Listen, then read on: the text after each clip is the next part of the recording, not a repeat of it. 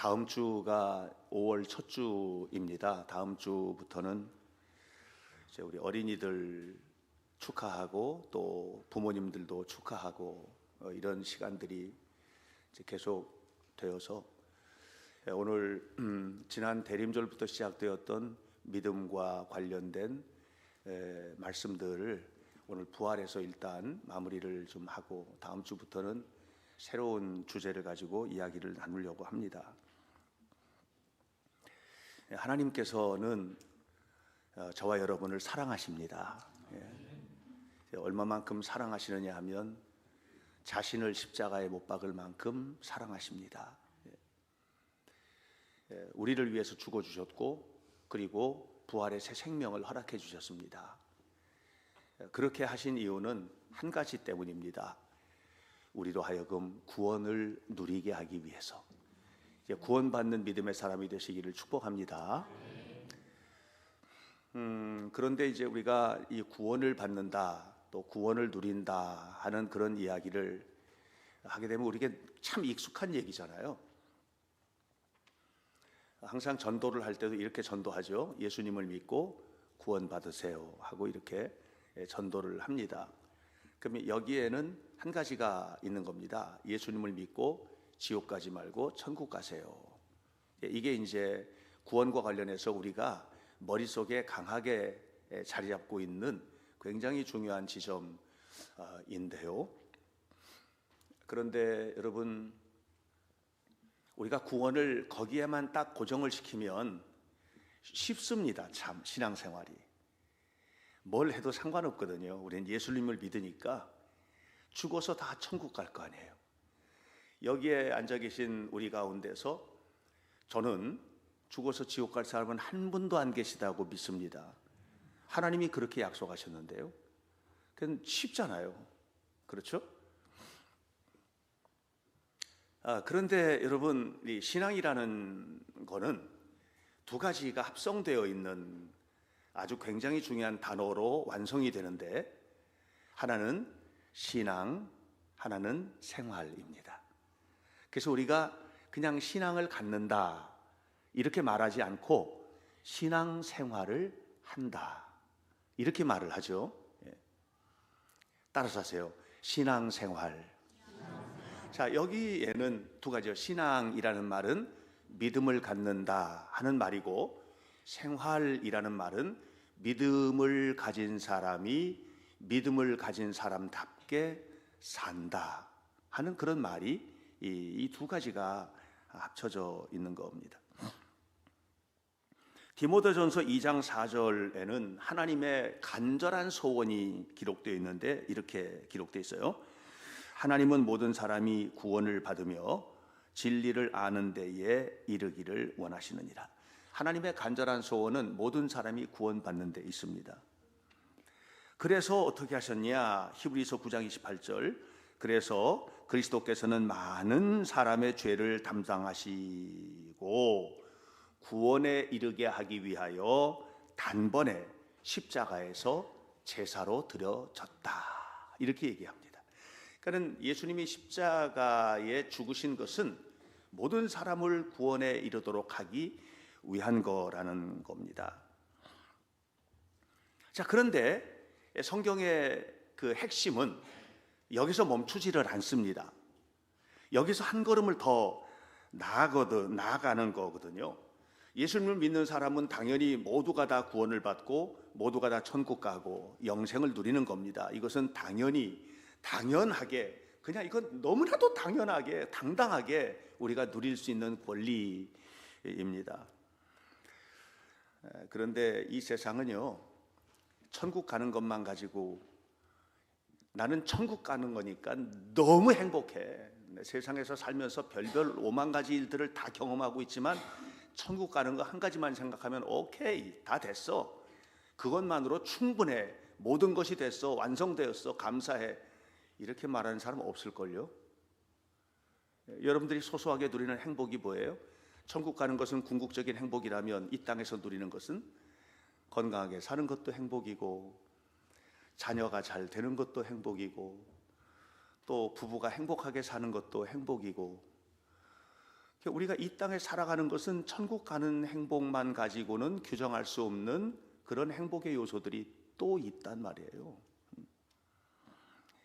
그래서 하나님께서는 우리에게 예수님을 믿고 구원을 받아라, 십자가가 너희에게 주는 하나님의 구원의 축복의 핵심이다, 이렇게 얘기하시고 난 다음에 부활로 나가라 얘기해요. 그러니까 우리의 신앙생활의 핵심은 뭐냐면 십자가와 부활이에요. 십자가만이 아니고 십자가와 부활이에요. 부활은 뭡니까? 죽은 자가 살아난 겁니다. 결국 부활은 죽은 자가 살아난 새 생명을 얘기하는 거예요. 새 생명. 그러면 우리는 십자가를 통과해서 예수님의 은혜를 받고 구원을 받은 사람이라면 어떻게 살아야 되느냐? 새 생명으로 살아야 된다는 얘기예요. 여러분들은 모두 새로운 생명으로 살아가는 사람들이 돼야 돼요. 새로운 생명은 뭐냐면 생각하는 거, 말하는 거, 행동하는 모든 것들이 다 새롭게 공급받는 은혜 속에서 사는데, 그 공급을 어떻게 받느냐? 베드로전서 2장 2절에 이렇게 말합니다. 순전하고 신령한 젖, 그랬습니다. 갓난아기가 엄마의 젖을 간절히 바라는 것처럼 너희들도 새롭게 태어났으면 순전하고 신령한 젖을 사모하라, 이렇게 말했습니다. 그 젖을 먹으면 너희가 구원에 이르도록 자라나게 될 거다. 예수님을 믿고 천국 가는 것이 구원의 끝이라면 뭐 완성됐는데 뭘 또 자라요? 그냥 결정됐는데 더 이상 고민할 것도 없는데. 근데 여기 뭐라고 그랬어요?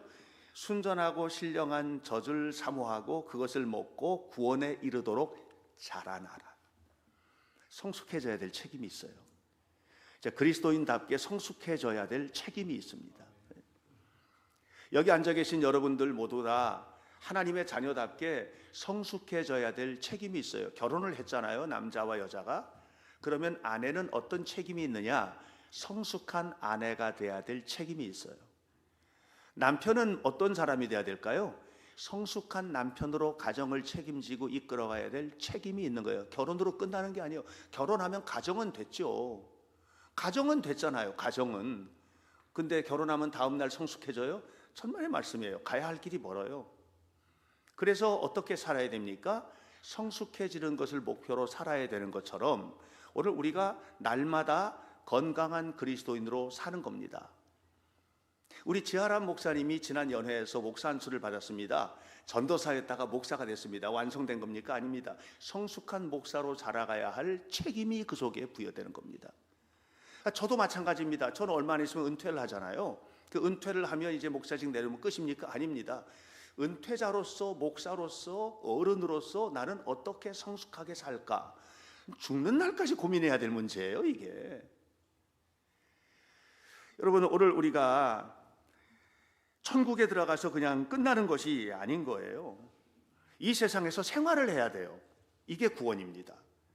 구원은 그냥 죽어서 천국 가는 것이 아니고 이 세상에서 그리스도인답게 사는 게 구원입니다. 그렇게 살아야 하는 이유가 주님 앞에 우리는 서야 되기 때문에 그런 겁니다. 그런데요, 이게 두 가지가 있어요. 하나는 뭐냐면 나 같은 사람이 그렇게 사는 존재로 하나님이 택하시고 은혜를 베풀어 주셨다는 것에 대한 무한한 감사가 있습니다. 하나님이 나를 믿어주시는 거예요. 하나님이 나를 믿어주시는 거예요.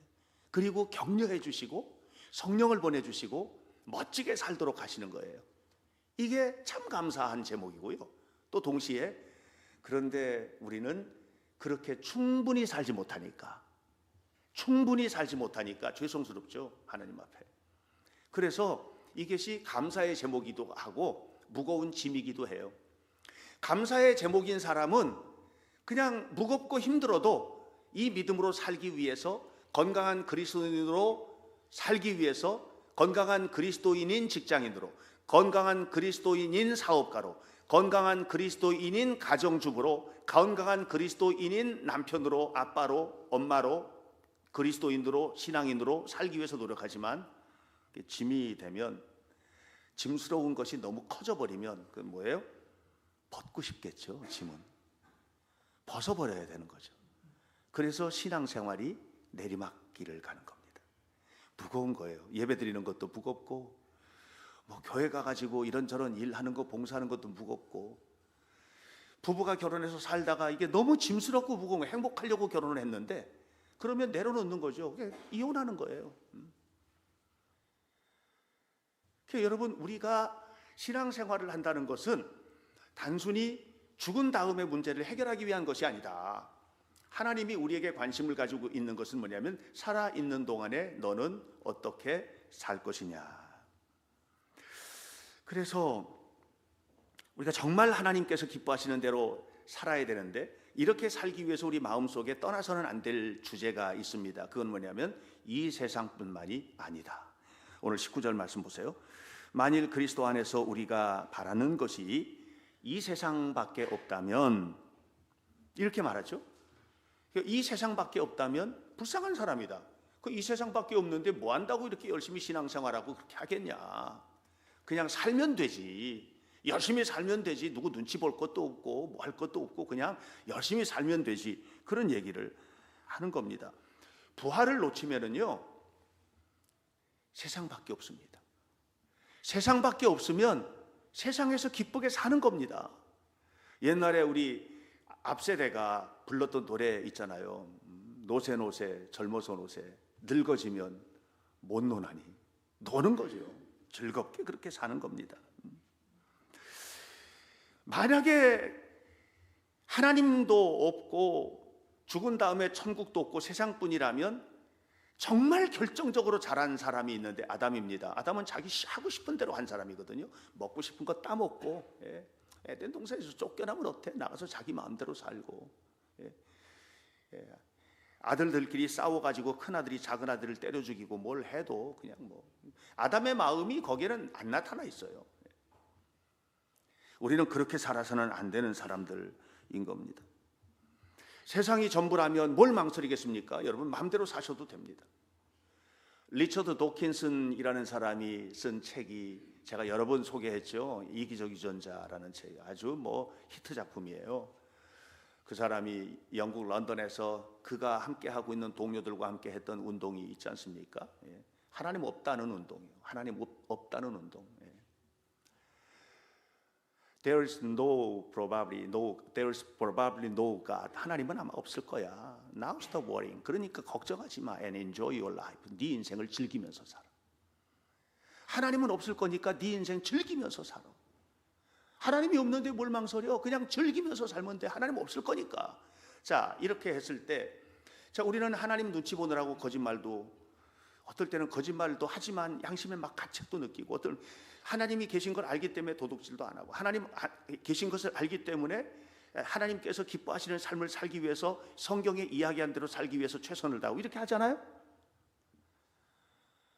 그런데 하나님이 없으면 그런 거 다 괜찮아요. 전혀 문제가 없어요. 하나님이 없는데요. 뭐. 하나님이 없으니까 네 즐거운 대로 살아. 요즘에는 이 성적인 문화가 너무너무 개방이 되면서 진짜 웃지 못할 일들도 참 많이 벌어지고 있다고 합니다. 그런 거 하나도 죄가 안 되는 겁니다. 하나도 죄가 안 되는 겁니다. 뭐 이제는 법적으로도 간통죄라든가 이런 죄도 없어졌잖아요. 법적으로 문제 하나도 안 되거든요. 그런 것들. 근데 그리스도인은 문제가 되잖아요. 왜요? 하나님의 말씀 앞에 사는데요. 문제가 되잖아요. 우리에게는. 그러니까 하나님 없는 세상이 추구해가고 하나님 없는 세상이 나가려고 하는 방향은요, 지멋대로 사는 겁니다. 만약에 이 세상뿐이라면 그렇게 사는 거죠. 살다가 너무 힘들면 자살하죠. 자살하는 사람들이 괜히 자살하는 게 아닙니다. 너무 무너져서 자살도 하지만 책임져야 될 게 너무 크다 보니까 자기가 그냥 죽음으로 책임지는 거예요. 내가 죽지 않으면 내 아내가, 내 자식들이 이 짐을 다 짊어질 텐데. 만약에 천국도 없고 지옥도 없고 아무것도 없다면 자살은 최고의 미덕이고 용기입니다. 그렇게 되는 거예요. 그럴 수밖에 없어요. 세상이 전부인데요, 뭐. 그러나 우리는 그렇게 살아서는 안 될 사람들입니다. 사랑하는 여러분, 부활신앙이란 무엇입니까? 우리가 부활신앙으로 산다는 것은 무슨 것이냐 하면, 부활하신 주님 십자가에서 죽으셨어요. 완벽하게 죽으셨고 다시 살아나셨어요. 생명으로 살아나신 거예요. 우리가 가지고 있던 세상뿐이라고 하는 생각, 세상이면 다야, 뭐 세상의 물질이면 다야, 세상 것이면 다 되지, 뭐 이렇게 생각하며 살았던 세상적인 것들이 완전하게 죄와 함께 십자가에 못 박아 죽고, 그리고 새로운 생명으로 사는 겁니다. 이게 부활신앙입니다. 여러분 속에는요, 그리스도의 새 생명이 들어가 있어요. 여러분 안에는 성령의 주시는 새 생명의 역사가 시작된 겁니다. 그렇기 때문에 우리는 내 마음대로 살지 못하고 살면서 때로는 힘들고 어려울 때 양심의 가책도 느끼고, 뭐 죄를 완전하게 죄로부터 해방되어서 살 수는 없지만 그렇게 했을 때 이건 아닌데 하고 깨우치고 뉘우치고 다시는 그 길로 가지 않기 위해서 노력하고 그렇게 살지 않습니까? 사랑하는 여러분, 부활의 신앙으로 산다는 것은 부활하신 주님을 바라보며 이 땅을 살아가는 겁니다. 그런데 흔들립니다. 너무 많이 흔들립니다. 왜 흔들리느냐 하면, 내가 원하는 게 세상에서 그렇게 내가 생각하는 것만큼 이루어지지가 않는 거예요. 나는 건강하게 살길 원하지만 병들고, 나는 부유하게 살길 원하지만 가난해지고, 우리 아이들도 다 그렇잖아요. 내 자녀들 전부 다 서울대 가고 연대 가고 고대 가고 뭐 하버드에 유학 가고 다 그러면 좋죠. 하고 싶은 대로 다 되고 원하는 대로 다 되고 얼마나 좋아요. 근데 예수님 안 믿는 사람들은 잘만 되는데 우리 아이들은 그것도 좀 잘 안 되고, 뭐 이런 경우들도 있어요. 대체적으로 잘 되지만 그런 경우들도 있잖아요. 그 흔들리는 거예요. 예수 믿는다는 게 뭔가, 그렇게 흔들리게 되는 겁니다. 또 살면서 사람들이, 우리가 하나님 눈치를 보고 살고 하나님 앞에 살아야 되는데, 하나님의 눈치를 보고 하나님 앞에 살기보다는 나에게 영향을 끼치는 게 하나님이 아니고 사람들인 거예요. 사람의 말 한마디, 상사의 말 한마디, 부하 직원의 버르장머리 없는 말 한마디, 이런 것 때문에 그냥 너무 속상하고 때려치고 싶고 이런 일들이 벌어지게 되는 거죠. 하나님이 나를 평가하시고 나를 바라보는 시각은 이게 관심이 별로 없어요. 그리고 사람들이 나를 어떻게 평가하느냐, 사람들이 나를 어떻게 보느냐, 이게 밤에 잠을 못 잘 정도로 괴로운 거예요. 내뿐만 아니에요. 사람들이 내 자식을 어떻게 보느냐, 내 자식이 세상에서 어떤 대접을 받고 사느냐, 이런 문제 때문에 괴로워가지고 밤잠을 못 자고 채찍질하고 뭐 이렇게 살게 되는 거예요. 왜 그래요? 하나님은 그렇게 우리를 대하지 않으세요. 하나님은요, 모든 것에서 완벽하게 우리를 사랑하세요. 그런데 우리는 성취를 과도하게 떠받드는 세상에 살다 보니까, 성취가 뭐예요? 성공하는 거잖아요. 성공을 과도하게 떠받드는 그런 세상을 살다 보니까, 그러다 보니까는 성공해야 되는 거예요. 성공해야 되는 거예요. 이게 최고의 목적이에요. 어제 65명이 함께 토요문화기행 갔어요. 한양 도성도 산책하고 성균관에 가서 아이들과 함께, 그 조선시대 최고의 대학이잖아요. 200명이 정원이에요. 200명만 뽑아가지고 가르치는 거예요. 창경궁에 가서도 얘기하고. 근데 창경궁 갔는데 사람들이 이제 계속 따라다니는 분들이 계셨어요. 좀 연세가 좀 많이 드신 분들, 두 여자분이 따라다니시는. 알고 보니까 저랑 동갑이에요. 알고 보니까 동갑이더라고요. 그래서 친구입니다 이렇게 얘기도 하고 했는데, 근데 가면서 그러는 거예요. 계속해서 우리가 이화 출신이라고 그러는 거예요. 물어보지도 않았는데 이화 출신이라는 얘기를 왜 해요? 계속 그런 얘기를. 우리가 학교 다닐 때, 우리 나이 때쯤에 이화는 참 낭만적인 학교였어요. 그래서 뭐 이화 그러면 거기서 뭐 메이킨도 뽑고 뭐 이렇게 하면서 굉장히 그랬던 그 낭만이 있거든요. 그 낭만에 좀 젖어 있는 것 같은 생각이 제가 들었어요. 그래서 그러시냐고, 잘하셨다고 이렇게 칭찬도 하고 그렇게 했는데, 이게 뭐냐면 나 이런 사람이라고 하는 것을 내세우는, 이것이 우리들에게서는 굉장히 중요한 가치가 된 이런 세상을 살고 있는 겁니다. 결국 하나님을 잘 믿으면서 살아야 되는 것을 마음으로는 알겠는데, 세상이 요구하는 것이 더 중요하게, 그래서 세상에서 즐겁고 세상에서 요구하는 것들을 이루는 이 성취가 더 소중해지는 이런 삶을 살고 있는 겁니다. 어떤 부잣집에서, 뭐 부잣집들은 그렇게들 한다고 합니다. 일하는 분들 고용해가지고 뭐 주방에서도 일하고 뭐 정원도 일하고 뭐 이렇게 일하는데, 이제 그 집안 일을 하는 아주머니를 한 분을 고용을 해서 하는데 연배가 비슷한 거예요. 근데 이제 그 얘기 나누다 보니까 지나다 보면 얘기할 거 아니야. 보니까는 일하는 이 아주머니가 아들이 대학을 간 거예요, 그 해에. 그래서 알아보니까 연세대학교 의과대학을 들어갔어요. 근데 이 주인집 아주머니 아들이 고3이에요. 공부를 잘 못하는 거예요. 그래가지고 이게 이제 어떤 목사님이 해준 얘기예요. 그러더래요. 우리 아들이 연세대학교 의과대학만 들어갈 수 있으면 저분하고 나하고 처지를 바꿔도 좋겠다고. 이분이 교회 권사님인데 그런 얘기를 하더라는 거예요.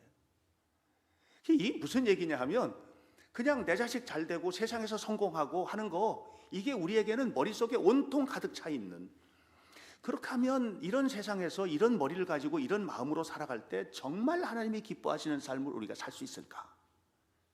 하나님께서 그렇게 살아가는 우리를 그냥 마음껏 기뻐하실 수 있을까? 사랑하는 것과는 별개로. 하나님은 여러분을 사랑하십니다. 언제나, 어느 때나, 어떤 상황에서든지.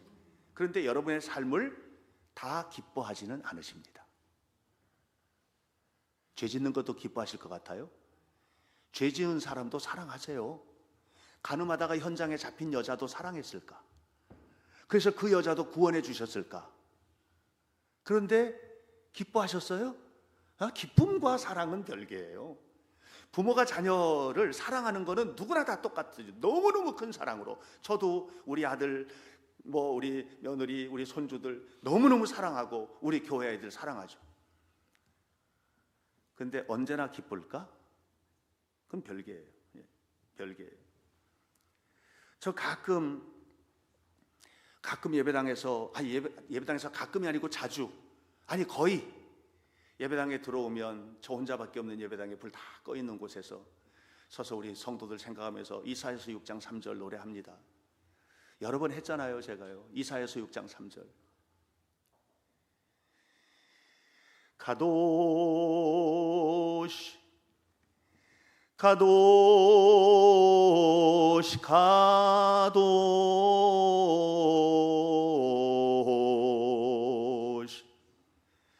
아도나이 체바옷 멜로코라레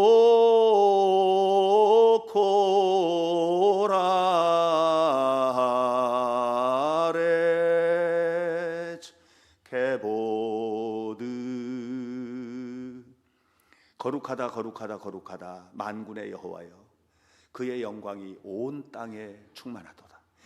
우리 성도들의 사업장마다, 우리 성도들의 가정마다, 우리 성도들의 삶마다, 우리 성도들의 발자국마다, 우리 성도들의 꿈마다 하나님의 영광이 가득하기를.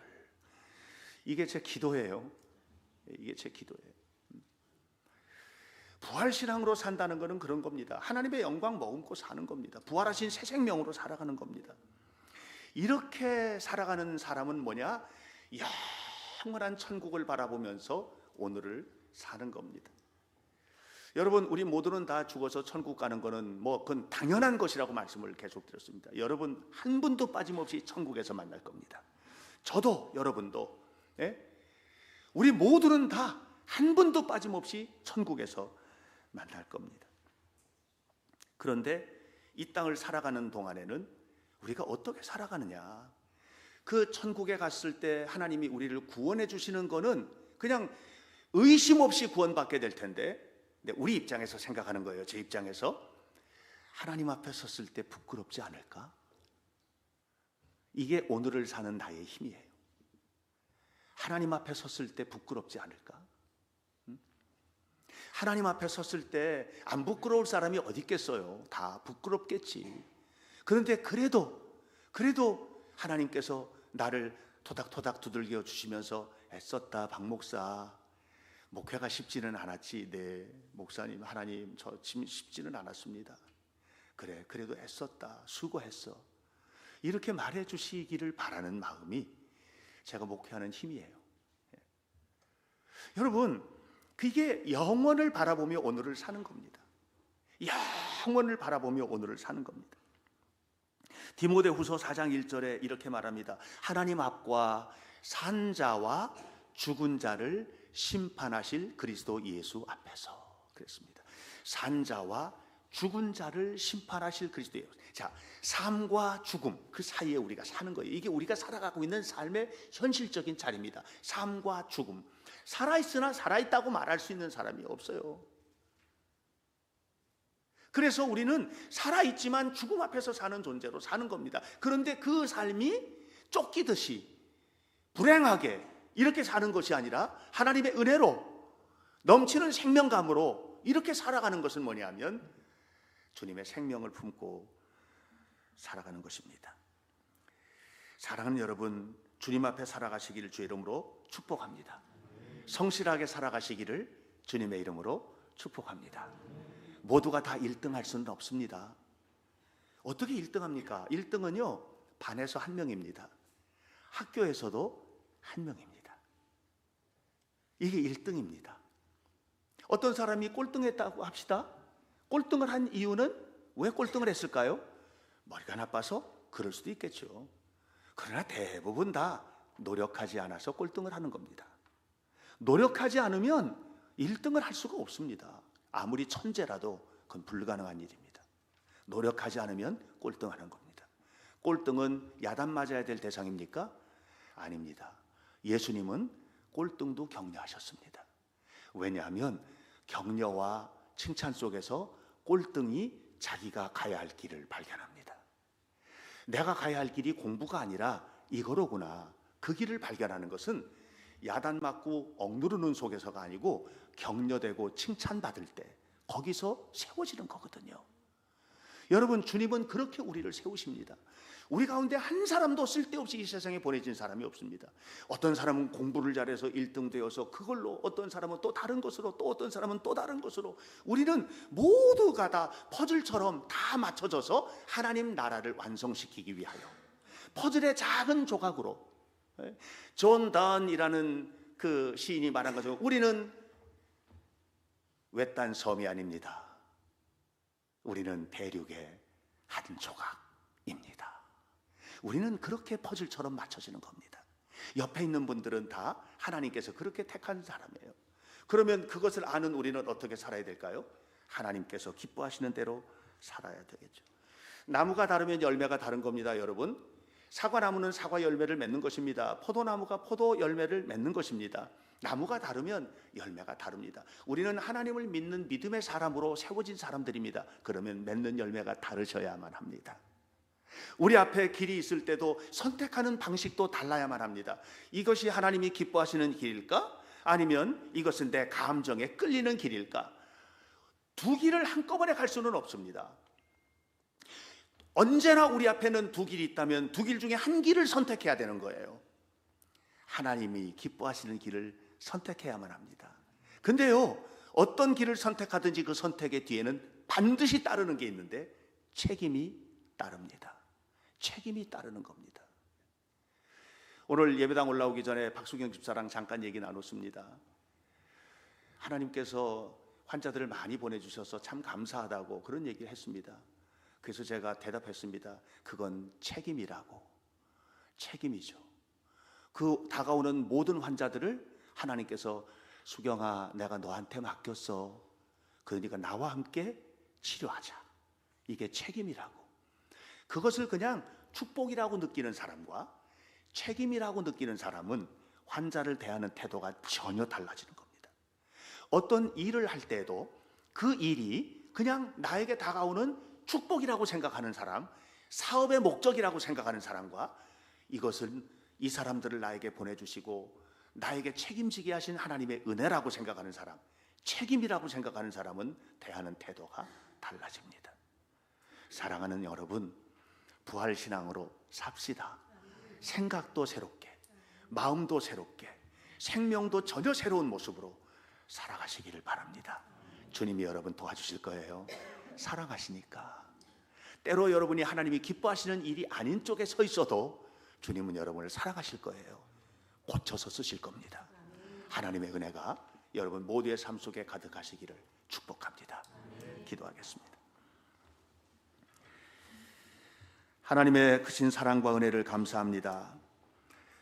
우리에게 주어진 모든 좋은 것들, 아름다운 것들 감사한 마음으로 감당하게 하옵소서.